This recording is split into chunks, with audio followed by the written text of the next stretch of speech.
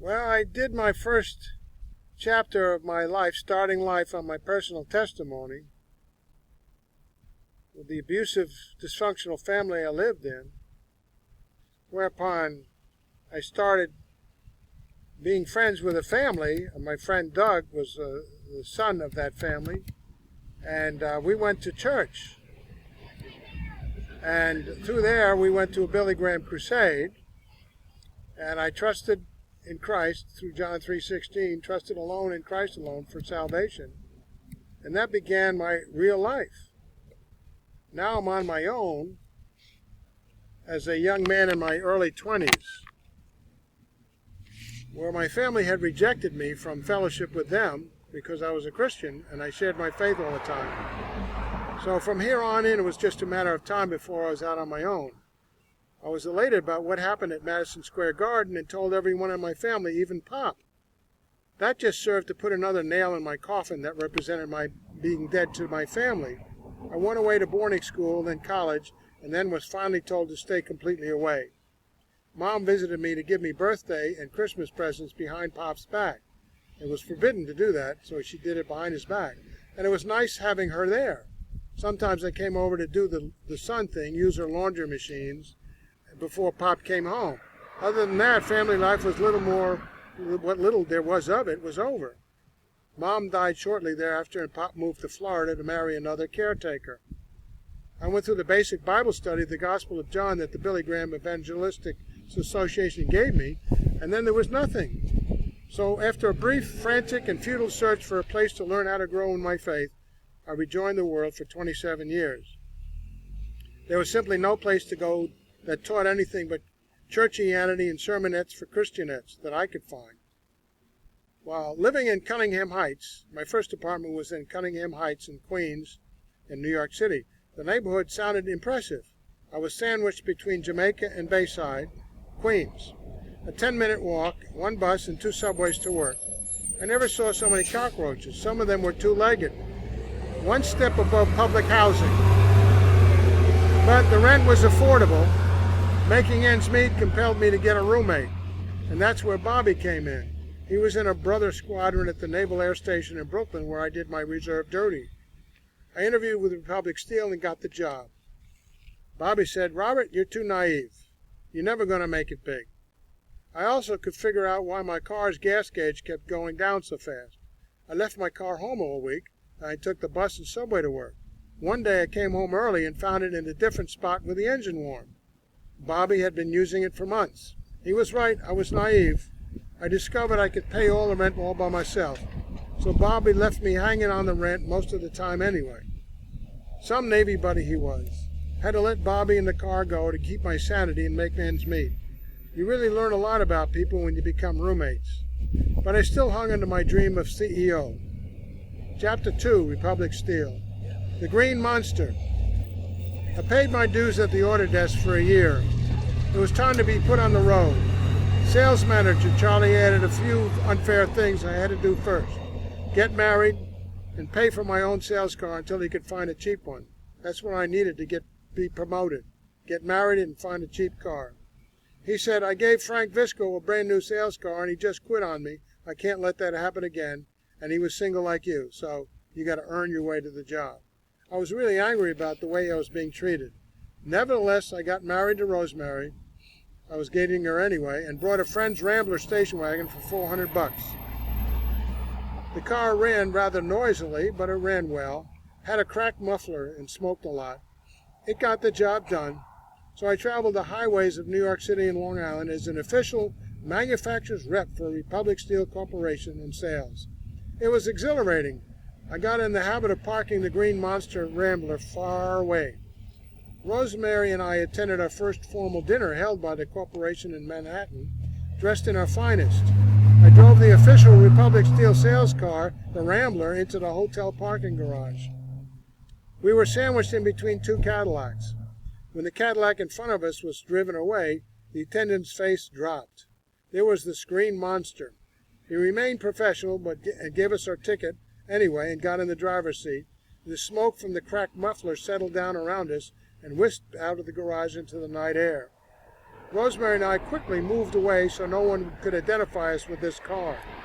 You could hear it circling like an old buzzard as it moved up the spiral ramp to a parking spot somewhere up in the building. I was quite impressed with the elegance of the dinner and the people I rubbed shoulders with. So this was the corporate life.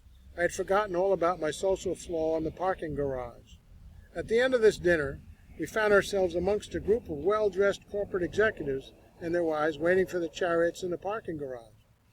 And in a cloud of smoke and hearty vroom, the green monster reared its ugly front bumper down the spiral ramp. It was the only car that announced its arrival before you could see it. I wanted to turn and run. We stayed way back and looked away. At the last minute, I left my wife on the passenger side, moved quickly to the driver's side, and handed off the tip and ticket like a quarterback. In 18 seconds, we were heading back to Auburndale, Queens. It took the whole ride to feel the corporate shame disappear. Several months later, relief came. A second-hand Plymouth Belvedere, all white, loaded with 4 black walls, spare tires, steering wheel, and A&M radio. That Rambler symbolized me more than anything else. So naive moves up the ladder in the social's corporate ladder. I was doing pretty well. Once I assumed the Republic Steel man for manufacturing identity, I got job offers every week. My sales went through the roof simply because I did what my distributors asked. I worked for them, got them leads, be there when they needed me. Jerry told me that every Friday was order day, so I sat every Friday morning with him at Equiptor Products in Brooklyn, at corner Bedford and Stuyvesant, and I wrote up a truckload order each Friday. Brooklyn sales went geometric. I was too naive to try to outthink anyone. I just responded to my customers and got orders and more orders. I made top 10 in the country twice. But disaster is never too far away. Lee and Jimmy were the automotive reps for Republic. They decided to strike out on their own. And Lee came over to me one day and made me an offer I should have refused. He was a smooth talker and made me promises he couldn't keep. But I was naive, so I moved with them. My successor, Frank, thanked me. He inherited everything I built up at Republic Steel, and I flushed my own career down the toilet. We got bills to pay, toilet paper to buy. My sales continued with Lee for a season. Hardly missed a step. I brought customers over with me from Republic. When it came time for my commissions, however, Lee said he had bills to pay, toilet paper to buy, and no one else did very well. What's that got to do with me? I said. I left the job devastated and angry.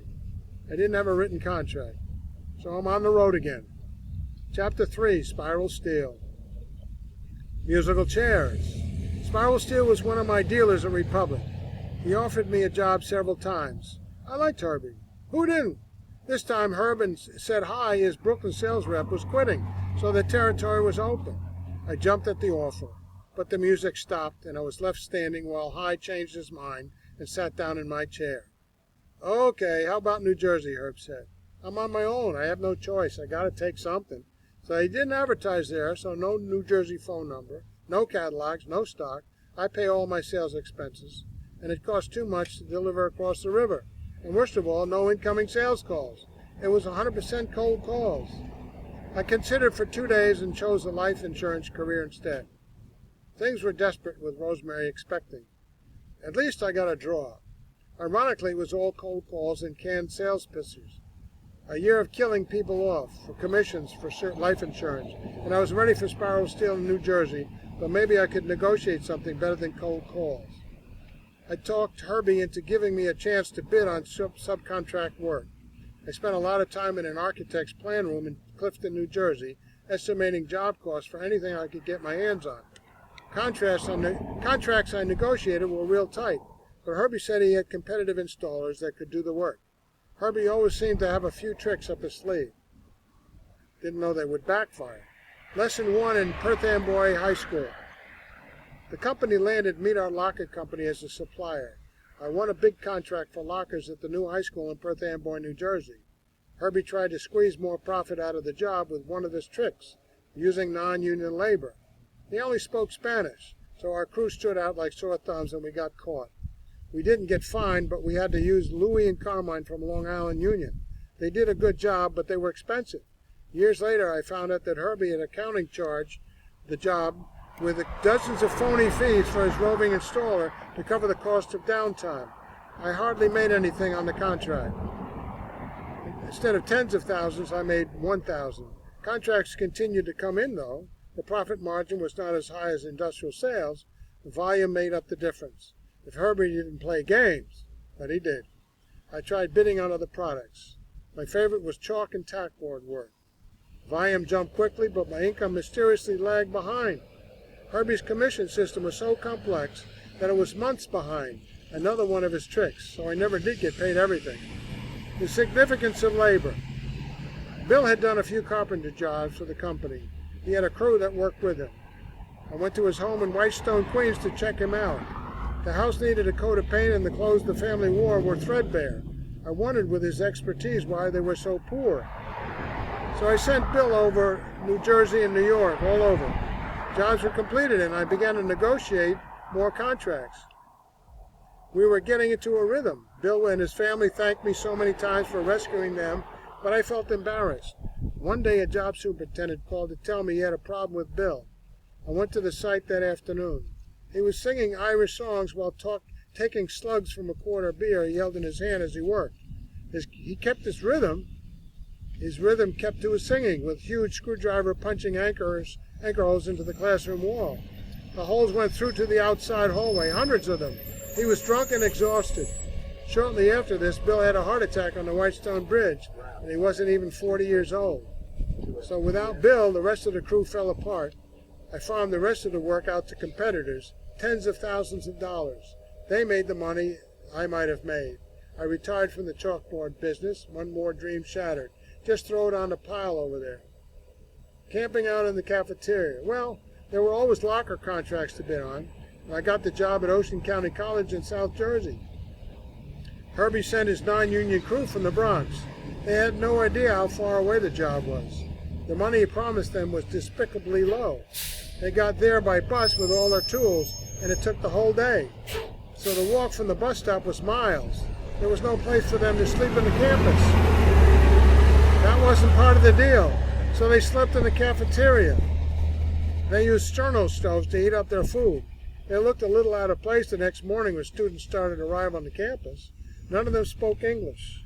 They did a good job assembling the lockers, but the bench and filler work was atrocious. Needless to say, I got a phone call about this. We sent our regular installers to finish the job, and I lost another customer. The money Herbie tried to squeeze out of the job with these poor installers was spent double in fixing the work they messed up. Net loss to me in commissions. One job at a time. Well, I got a chance to negotiate the New Gouverneur Hospital job. Biggest contract the company ever won, and with a high profit, a huge profit. All things of special work to do. It was fun finding all the suppliers to do the specialty work. The commission on this job was worth 6 months' effort. 2 problems on the job, though. Job super, Al, needed gas money for his Cadillac. I couldn't get the equipment to the upper floors in the job without using the elevator. And Al had his hand out all the time for the elevator door. I learned to write in free use of the elevator on future contracts to avoid spending my commissions before I got them. The very next week, Caristo Construction made headlines for taking elevator money. There were indictments and jail time involved. I couldn't imagine what it would have been like to go to jail just as things were starting to pick up. Well, get paid for one job before you take on the next is the rule of thumb here. I submitted a bid on Rikers Island to the same general contractor as the New Gouverneur Hospital. Contracts were sent over to sign. Something told me this was too easy. The contract to wharf New Gouverneur Hospital, I double-checked the bid and found several pages were missing in the first set of plans the GC gave me. I never thought to check this, so he gave me a bad set of plans. Later on, I found out that this GC did this as a matter of course and ended up owning a number of subcontract firms like mine. We were $100,000 short on our job. Herb kept pushing me to okay the contracts. He was anxious to get paid for the last job. I told him it didn't look good. The next week he signed them anyway in order to get prompt payment for New Gouverneur. The week after that he sent them $20,000 to get out of the Rikers Island deal. Guess who paid for that one in lost commissions? Joe loved the races. Well, Herbie had trouble finding good union labor. He tried shortcuts that backfired and cost thousands. The company was in financial trouble once again. So Herbie took on a partner.